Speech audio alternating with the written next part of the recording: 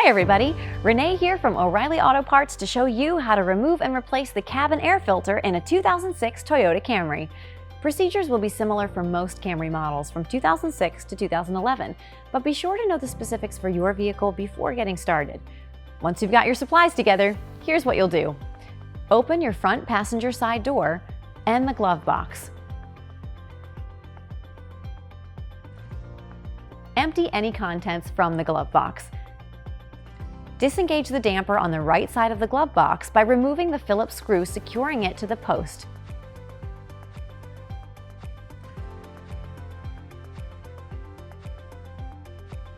Squeeze in on both sides of the glove box to disengage it and lower the whole assembly.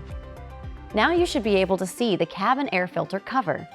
Press in the tabs on the right and left sides of the cover to disengage them, and remove the cover and tray as a unit. Slide the old filter and tray out carefully. The top of the filter could be full of dirt and other contaminants. Compare your new filter with your old one to make sure you have the right replacement. Clean any dust or debris out of the filter housing with a microfiber cloth. Install your new filter with the airflow direction arrow pointing down.